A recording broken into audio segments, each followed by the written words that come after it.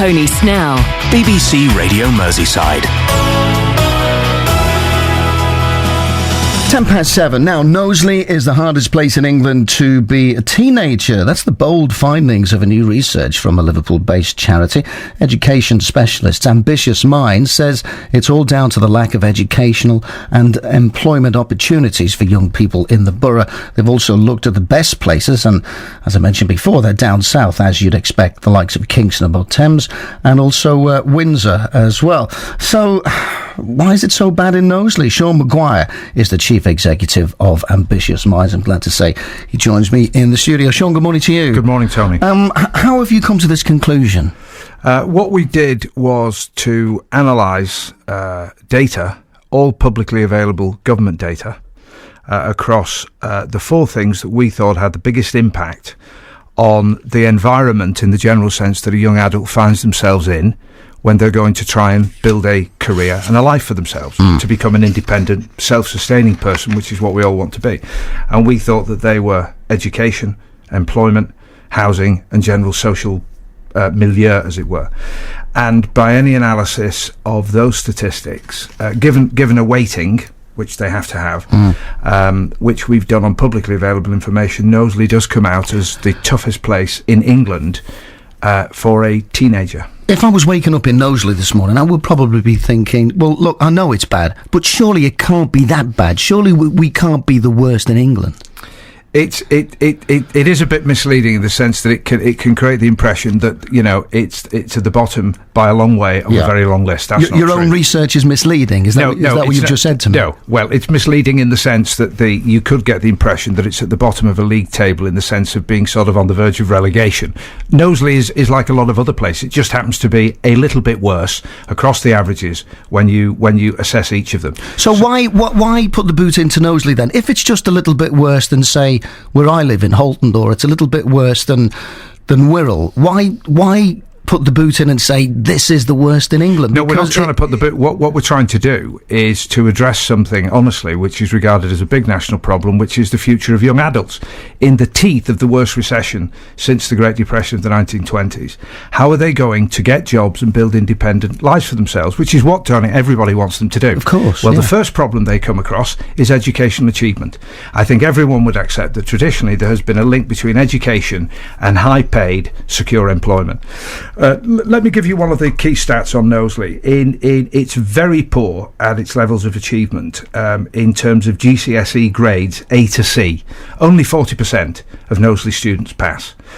When you look at things like access to university, this is an incredible one. If you had a class of 30 sixth formers in Knowsley, only one of them will go on to a top 30 university, and that includes Liverpool or Manchester, which are within a bus ride.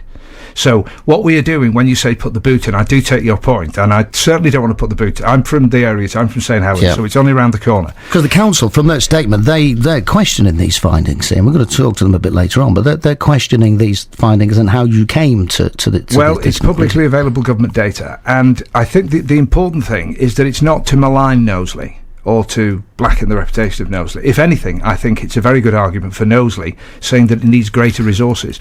Knowsley has faced, anyone who's familiar with this area knows that it has some deep structural problems, which are not the fault of anyone who's around now, certainly not the young adults that are in Knowsley.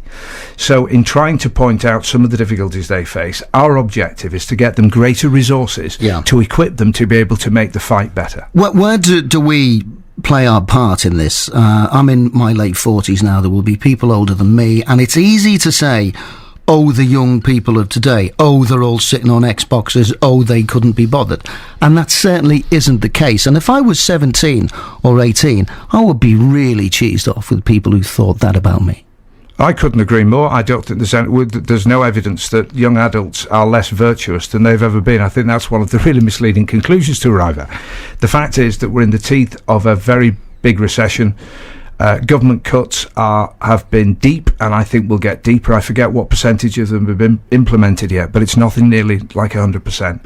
So our purpose in this is to say, we cannot be blind to the statistics and to the facts. And as I stressed, Tony, these are not from Ambitious Minds. These are from the government. We've simply put them together. And I think that the conclusion is that young adults need more help than we're currently giving them in order to set them on the path to build to achieve their own aspirations, which is the first thing, and to build secure, well-paid, independent adult lives. Do you think the older generations, we do sympathise, we try to empathise as much as we can, but do you think we really understand the plight of somebody who's 17 or 18 now? I think it's extremely difficult because one of the points that we try to bring out in this report is that for the first time in living memory, this generation could be worse off than its parents. Well, that's contrary to everything that you and me and everyone else who's over 40 in the UK has experienced in their adult lifetimes. It has been axiomatic that you've been better off than your mum and dad, who were better off than their mum and dad. So if that stops, it's got enormous consequences for all of us, and it's got nothing to do with any perceived lack of virtue in you. I don't believe that, actually. In fact, I think that under more pressure than certainly my generation were in terms of access to education and jobs, and if they go to university, they come out with a debt of £30,000-40,000 and no longer any guarantee of a job. Well, that wasn't true for my generation. All right, well, not mine, but Sean, thank you very much indeed for talking to me this morning. I do appreciate it. There's Sean McGuire is the Chief Executive of Ambitious Minds, just with the findings of those that research there. But in a statement, Knowsley Council say we have an extensive offering of activities, facilities and support available, and we know that this engagement with our young people is helping to make a real difference. The picture of teenagers painted in this report sadly isn't the one that we recognise, and we'd be interested to know how some of the conclusions were drawn. But Sean explained how he got to the conclusions there in my previous chat. But that is the statement from Knowsley Council there. But your thoughts are very welcome. 0151 709 9333. 16 minutes past 7. Good morning.